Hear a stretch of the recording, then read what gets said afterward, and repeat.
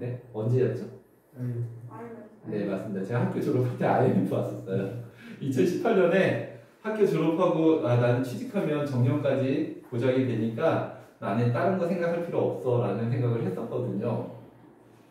그래서 제가 학교 다닐 때 일을 많이 해봤어요. 제가 그래서 사회 경험을 하고 싶어서 제가 새벽 5시에 나가서 일용직 노동일도 해보고 화물터미널에서도 일을 해보고 우체국에서도 일을 해보고 예를 들어서 극장에서도 일을 해보고 영화관에서도 예식장에서도 일을 해보고 비디오 촬영 기사로도 일을 해보고 전단지 붙이는 일도 해보고 정말 다양한 일을 했어요. 그래서 학교 다닐 때 일자리 찾는 사람들은 다 나한테 왔어요.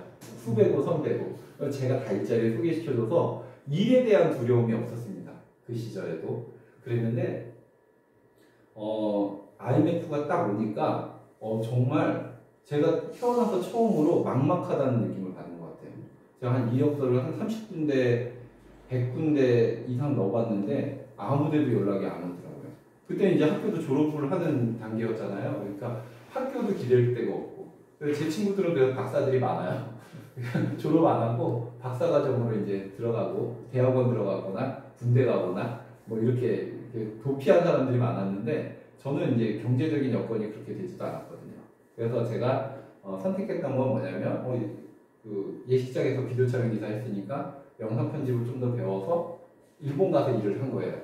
그게 이제 제가 방송 일, 그러니까 제가 의도하지 않은 길로 가게 된 건데 좀 그런 거 있는 것 같아요. 어려울 때는 내가 하고 싶은 것보다 내가 할 수 있는 일에 집중을 하는 게 좀 더 낫다라는 생각을 가지고 여기 남자분 저기 2분 계신데 꿈을 이제 어떻게 보면 현실에 맞춰서 살아가게 된 거였죠.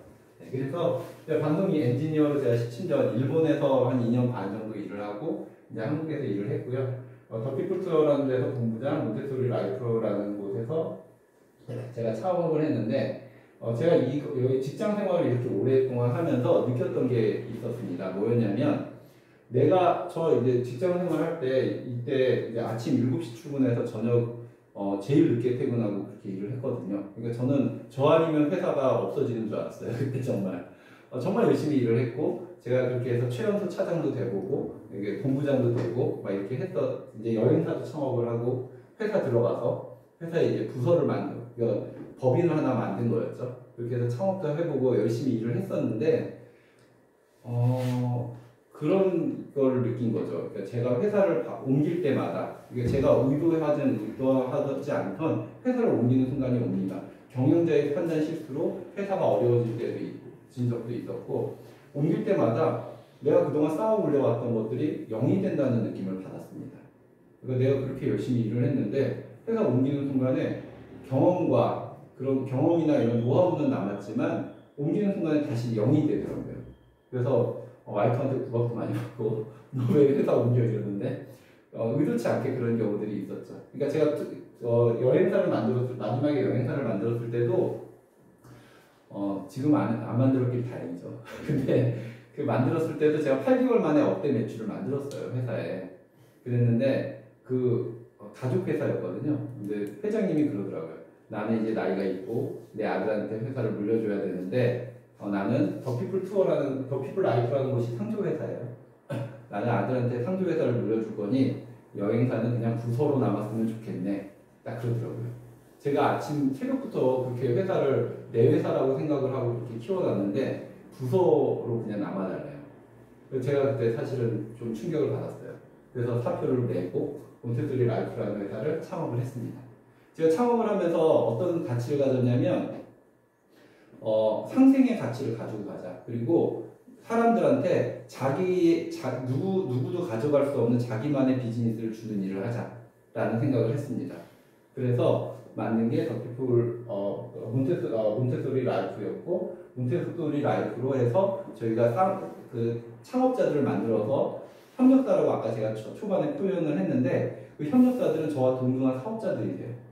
그래서 제가 사업자가 없으신 분들도 부업자들도 다 사업자를 내게끔 하고 정말 쇼핑몰 운영으로 해서 사업가로 성장하실 수 있게 도와드리는 일을 하고 있습니다.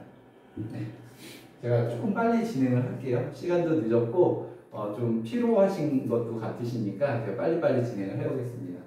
저희가 나누리 익스프레스라고 배송대행지 또 하고 있는데 이것도 그래요. 그러니까 저희가 쇼핑몰 창업해드리면 쇼핑몰 운영해 보셔서 아시겠지만 사실은 크게 물류를 하는 사람들이 아닌 이상 쇼핑몰 그 배송 회사 입장에서는 굉장히 작은 고객이에요. 정말 미미한 고객이에요. 배송 사고는 날 수밖에 없어요. 해외 배송을 하다 보면 배송 사고 나신 적 있으세요? 없으세요? 아, 있어요. 여기 많아요. 왜냐면 한 1000개, 1000개, 2000개가 들어와요. 막 그 꼬리표 달고 여기저기서 그거를 고객 이름 붙여가지고 일일이 검수해서 보내다 보니까 배송 사고들이 생길 수밖에 없어요. 여기에서는 얘네들은 왜냐면 한 달이 거쳐서 작업을 하게 되니까 그 배송 사고가 났을 때 사실 아무도 책임을 지지 않더라고요.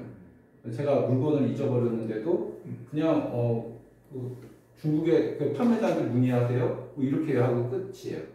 그리고 어디서든지 얘기를 할 수가 없고 그래서 제가 우리 쇼핑몰 하시는 분들이 어쩔 수 없이 다 배송대행 업체를 쓰게 되는데 그렇게 이렇게 해놓고 나니까 이분들을 어떻게 도와줄 수 있을까?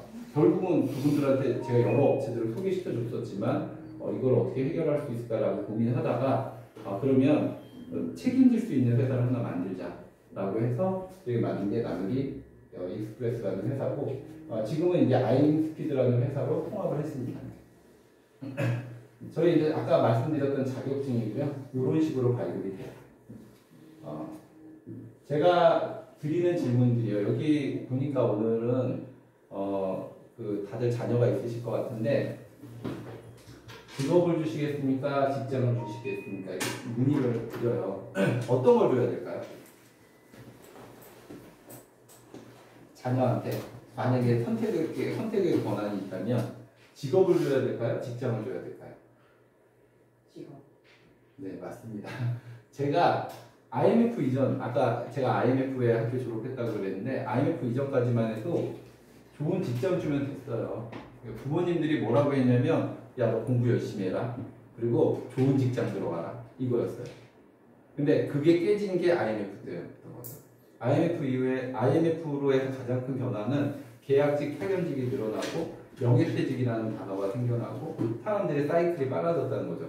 근데 정년이 빨라졌다고 해서 평균 수명이 짧아진 게 아니라 더 늘어났어요. 그러다 보니까 우리 자녀들한테 직장과 직업을 선택해야 된다면 평생 가져갈 수 있는 직업을 줘야 되는 게 맞는 것 같아요. 그죠? 그러니까 저는 우리 비즈니스도 평생 직업이 될 수 있지 않을까라는 생각을 하고 이렇게 메시지를 전달해드리고 있습니다.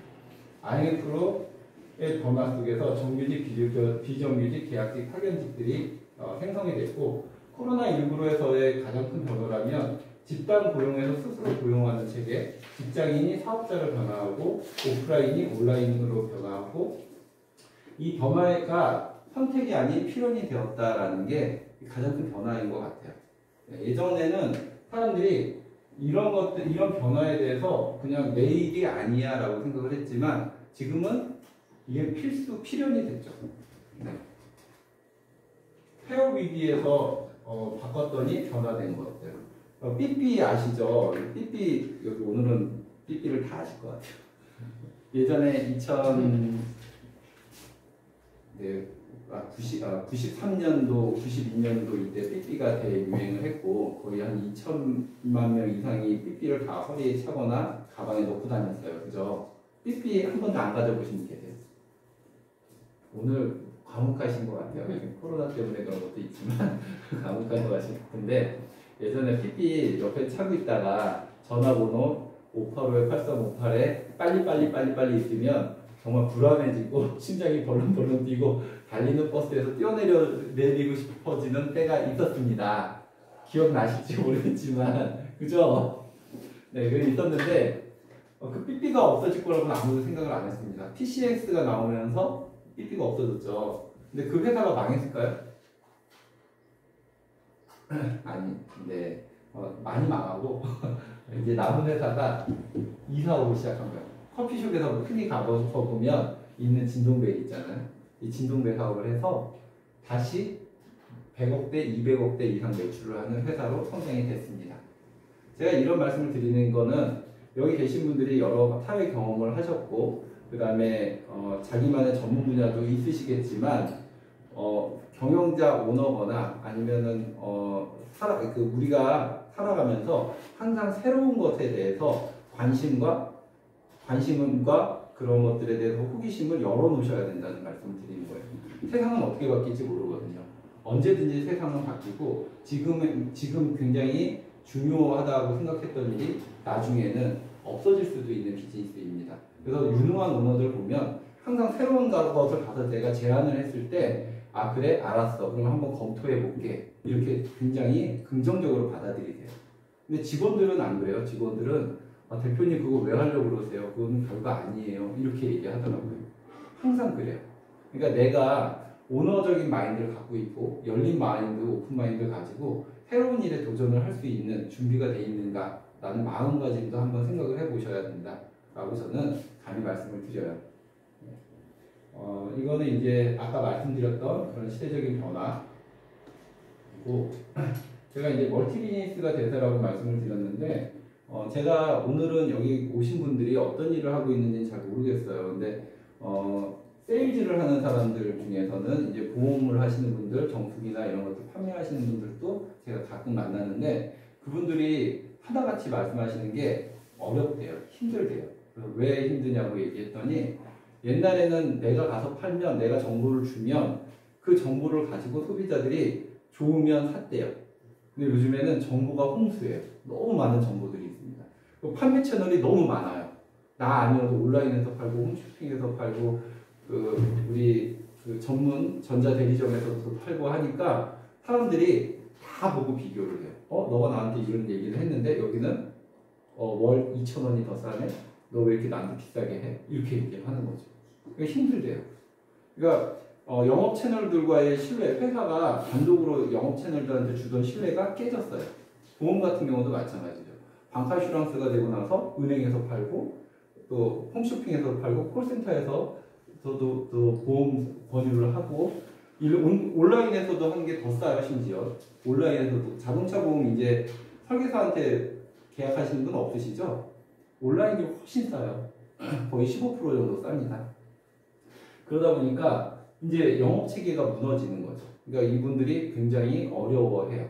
진짜 상위 1% 빼놓고는 굉장히 이 시장이 점점 침체되고 있구나라는 생각을 하고 있어요. 그리고 직장인들도 마찬가지죠. 52시간 근로제 되고 최저시급이 늘어났다고 해서 근로자들의 여건이 좋아졌나요? 근데 감히 말씀드린다면 오히려 어려워진 사람들이 많아요. 소득이 줄어드신 분들이 많죠. 네, 그런 분들이 뭔가를 새로운 일을 찾는데 새로운 일거리도 또 생각보다 많지 않아요.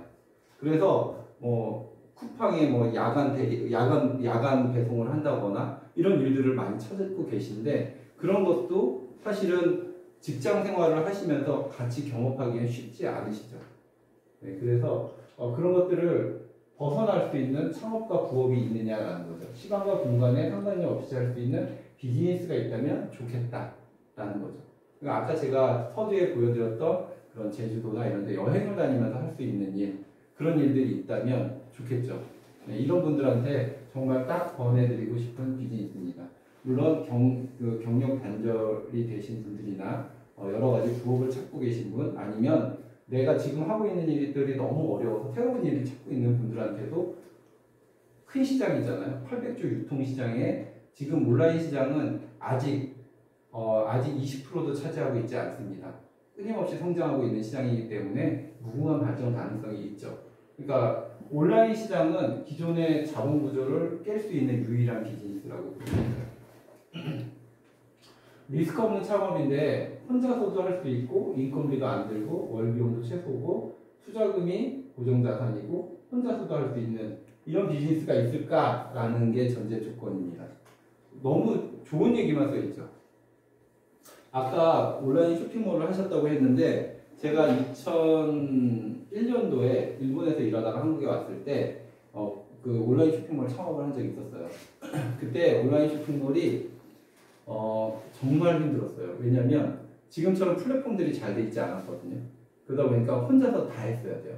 그러니까 웹 디자이너 고용해서 쇼핑몰 만들어야 되고 그 다음에 사진 찍는 사람 데려다가 사진 찍고 상품 올려야 되고 MD도 있어야죠. 상품 컨택을 하는 그렇게 혼자서 할 수 있는 쇼핑몰이 아니라 20명, 30명이 들어가야 되는 그런 비즈니스였어요. 그 고정 비용이 너무 많이 들어서 제가 정리를 했었거든요. 근데 온라인 쇼핑몰이라는 거는 두 가지 유형이 있습니다. 그러니까 국내 쇼핑몰이 있고 해외 쇼핑몰이 있어요. 그죠? 여러분들이 흔히 알고 있는, 가장 많이 알고 있는 쇼핑몰이 국내 쇼핑몰들일 거예요. 근데 어떤 경우냐면 제조업을 가지고 있는 분이 자기가 광고를 해가면서 자기 물건을 파는 거죠. 이런 분들은 굳이 우리 회사 같은 데를 찾아오실 필요도 없어요. 사실은 온라인 판매를 잘할 수 있는 컨설팅은 제가 해드릴 텐데 저희 솔루션 같은 걸 필요하지도 않으세요. 그렇게 큰 자본을 가지고 계신 분들이 여기 계시다면 지금 설명을 잘 안 들으셔도 돼요.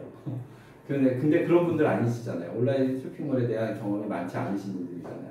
그 다음에 하나의 유형이 뭐냐면 벤더. 자기가 여러 회사랑 계약을 해서 물건을 많이 갖고 있는 분들. 그런 분들이 쇼핑몰을 하고 계십니다. 그러니까 국내 쇼핑몰들이 그렇게 해요. 그래서 자기 자본이 부족한 분들은 1번, 2번 선택이 좀 어려우시죠. 3번이 있어요. 3번이 뭐냐면 10만 개, 100만 개의 DB를 형성을 해요. 제조사들의 정보를 벤더처럼 데이터베이스를 가지고서 쇼핑몰 하시는 분들이 DB를 가져다가 팔 수 있게 해주는 쇼핑몰이 있어요. 굉장히 좋죠. 내가 아무 노력을 하지 않아도 쇼핑몰을 오픈하는 순간에 A, B, C, D, E라는 쇼핑몰에 똑같이 상품을 쫙 뿌려줘요. 편하겠죠. 내가 노력을 하지 않아도 상품이 내 가게에 꽉 차요. 심지어 판매가 되면 배송도 해줘요. 그렇죠. 근데 단점이 뭐가 있을까요?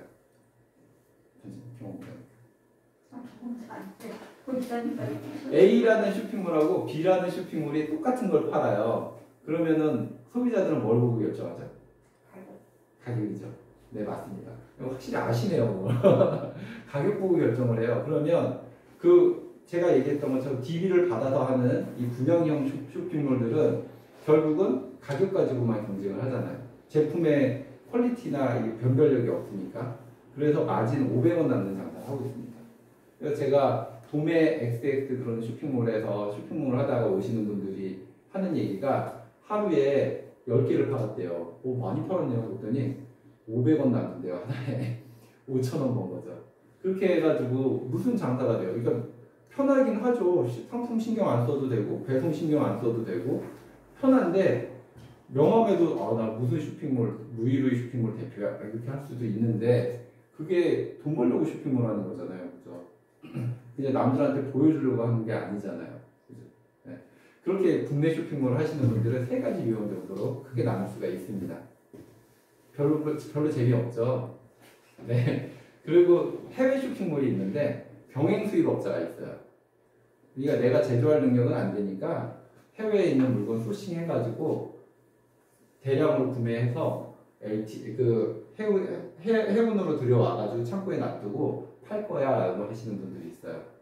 그러면 그 상품을 컨택을 할 수 있는 전문적인 지식이 있는 분들은 그렇게 하셔도 돼요. 그렇게 하셔야 돼요. 나중에는. 제가 권장하는 건 그거예요. 쇼핑몰을 해서 어느 정도 돈을 버시면 그거 꼭 하시라고, 병행 수입하시라고 말씀드립니다. 그렇게 공장하고 컨택해서 좋은 물건 많이 들여오시라고 도와드릴게요. 이렇게 제가 말씀드려요. 근데 그렇게 병행 수입할 만큼의 경험과 도전 정신 없으시죠? 자본도 좀 있어야 돼요. 그죠? 네, 보통 한 3개 정도 5개 정도 수입하면 한두 개 정도 성공해요. 그걸로 나머지 메꾸시는 거예요. 네, 그렇게 해서 도전 정신이 없다, 경험이 없다 라고 선택하시는 분들이 해외 구매 대행을 선택을 하십니다. 해외 구매 대행은 KC 인증이나 이런 거 없이도 노트북 하나만 가지고도 할 수가 있는 쇼핑몰이라서 저희가 그 비즈니스를 소개해 드리는 거예요. 네.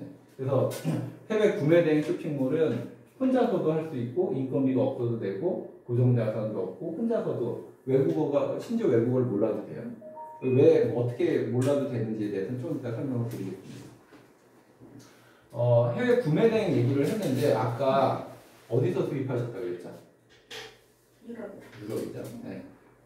구매 대행을 우리나라에 제일 먼저 알렸던 게 미국 시장이었습니다.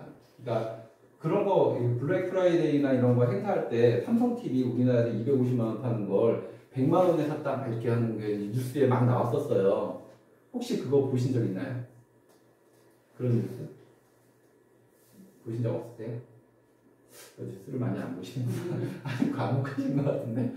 아, 네. 그래서, 사람들이, 해외에서 물건을 사면 싸구나라는 이미지를 가졌어요. 뉴스에 항상 나왔죠. 그래서 사람들이 직구를 하기 시작을 했습니다. 그때. 아마존이나 이런 데서 직구를 하기 시작한 거죠. 근데 지금 아마존에서 직구를 하는 사람들은 거의 없어요. 그러니까 구매 대행을 하는 분들은. 왜 없을까요?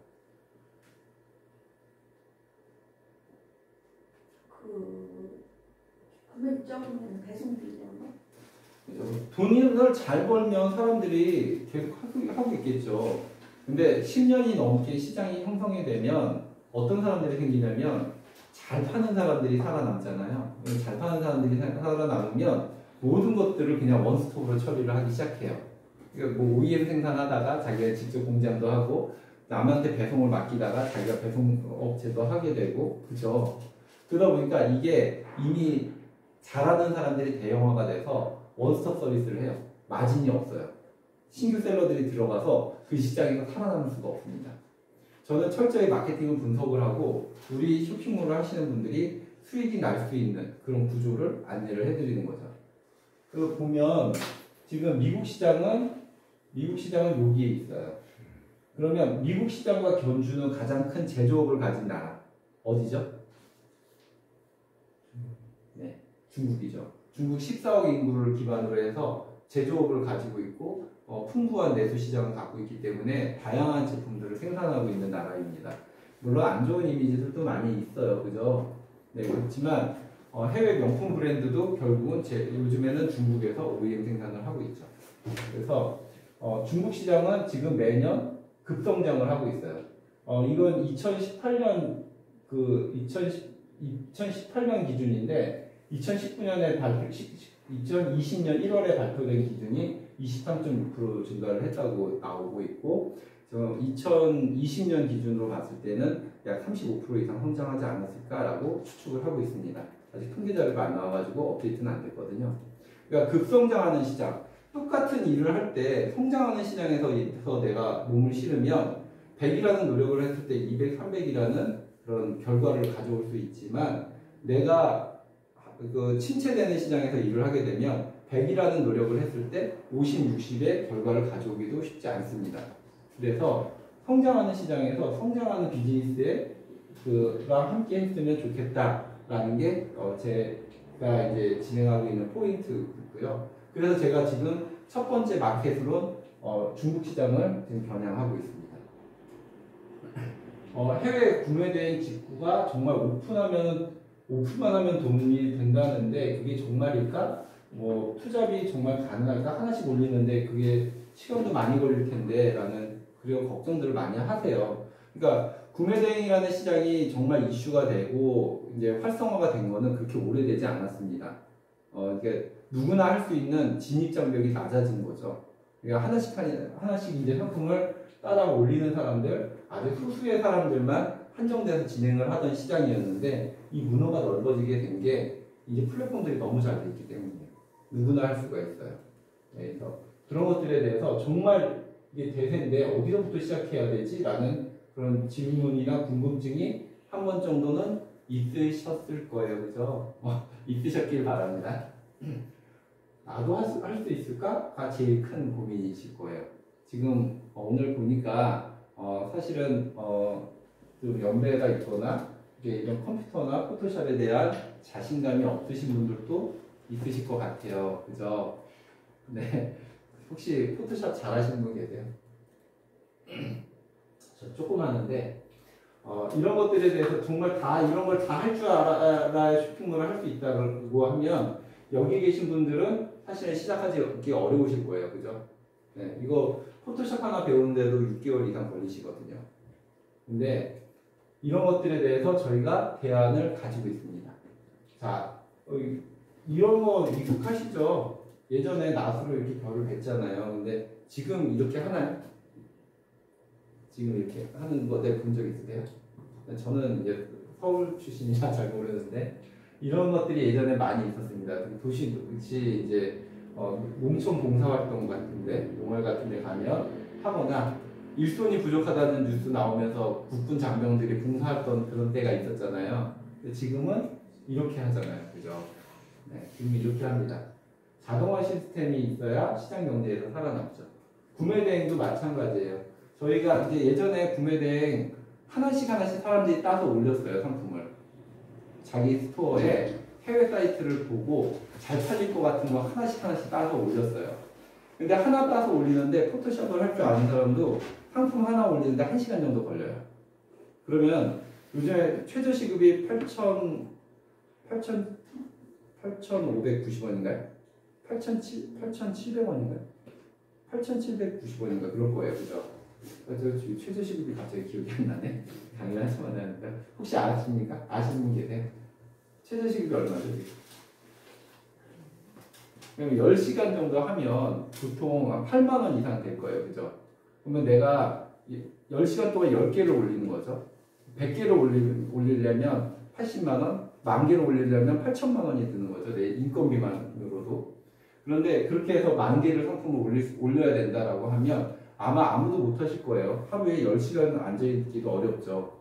그리고 중요한 건 뭐냐면 내가 상품을 보는 눈이 좀 부족해 라고 해서 한 사람들이 10시간 동안 열심히 올려. 그래서 한 달 동안 예를 들어서 하루에 10개씩 한 달 동안 해서 300개를 올렸어 라고 했을 때 그래가지고 1,000개를 올렸어요. 3달 동안. 그러면 우리나라 어떻게 되죠? 계절이 바뀌잖아요. 그쵸? 정말 사계절이 아름다운 나라인데 그래가지고 계절이 바뀌어버려요. 그러면 두 가지 중에 하나 선택을 해야죠. 미리 시즌 상품을 준비해가지고 내가 팔릴지 안 팔릴지 모르는 걸 올리던지 아니면 열심히 올리면서 계절이 바뀔 때마다 또 열심히 따고 남의 올리는 걸 팔던지. 그죠? 굉장히 시간 낭비가 심합니다. 근데 저희 솔루션 같은 경우는 대량 수집 등록 솔루션이라는 걸 가지고 있어요. 가격 경쟁력, 가격 결정권도 본인이 가지고 있고 한 번에 100개, 200개씩 상품을 소싱해서 올릴 수 있는 그런 프로그램을 갖고 있습니다. 그러다 보니까 하나씩 올리는 사람들, 아까 나스로 하나씩 배던 사람들보다 훨씬 더 강력한 고객들한테 선택권을 줄 수 있는 그런 솔루션을 가지고 있어요. 그러니까 자동화 시스템을 가지고 있다고 보시면 돼요. 다만 쇼핑몰을 운영해 보신 분들은 알겠지만 하나씩 올리는 분들보다 퀄리티는 떨어져요.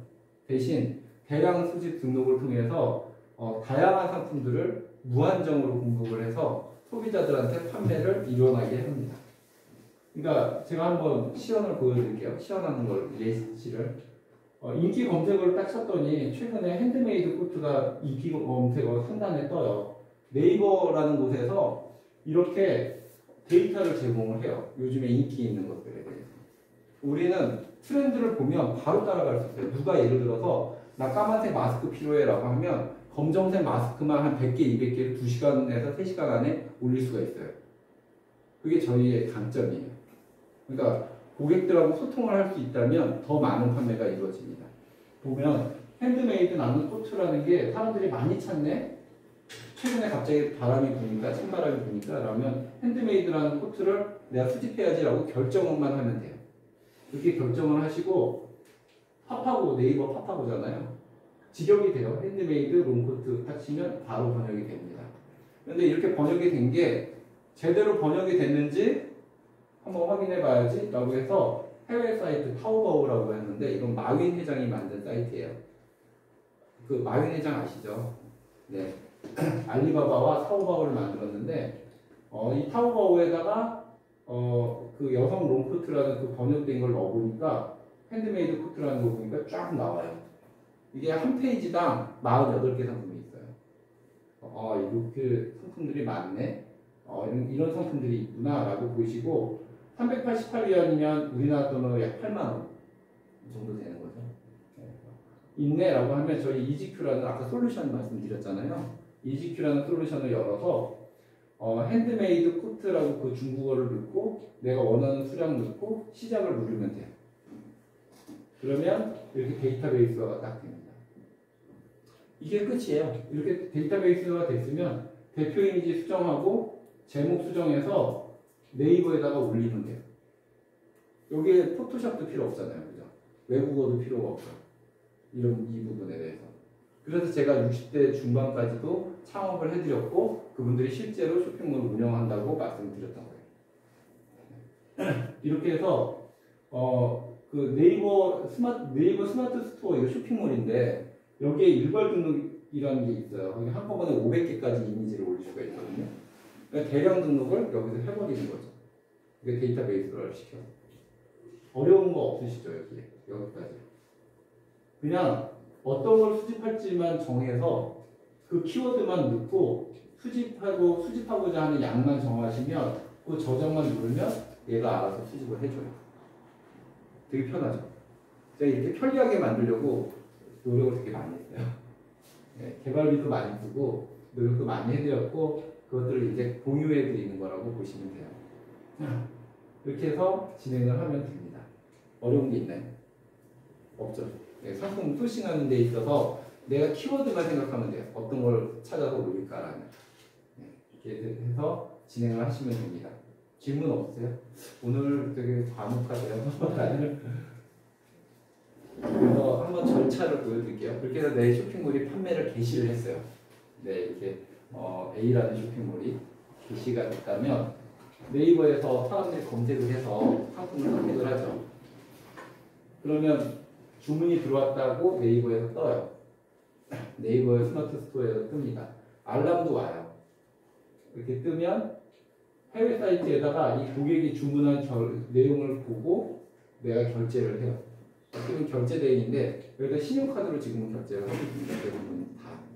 물론 알리페이나 이런 걸로 결제하셔도 되는데 해외에 알리페이 계좌가 없으신 분들은 신용카드로 결제를 하고 계시죠. 그래서 여기다 결제를 해요. 그러면 이 고객의 정보를 여기다가 입력을 해줘요. 그럼 여기서 바로 배송대행지 회사가 고객들한테 배송을 해줍니다. 고객의 통관부호를 가지고. 이게 되게 굉장히 중요한 건데 쇼핑몰 하는 사람 입장에서는 물건을 볼 일이 있나요? 물건을 내가 이렇게 확인할 일이 있나요? 내가 보낼 일도 없죠. 그러니까 진짜 노트북 하나로 이 고객 정보만 확인해서 결제해주고 배송 신청만 해주면 물건을 얘가 받아서 보내줘요. 배송대행 회사. 이게 구매 대행의 그 로직이에요. 그러면 네이버 스마트 스토어가 좋은 게 뭐냐면 구매 확정을 하면 다음날 돈을 넣어줘요. 쿠팡 같은 경우는 2월 말에 돈을 넣어주거든요. 그러니까 저희가 네이버 스마트 스토어, 쿠팡, 자산월 이런 서비스 다 해주고 있지만 쿠팡보다 네이버 스마트 스토어 장점은 수수료가 5.8%로 쿠팡은 12% 정도 되는데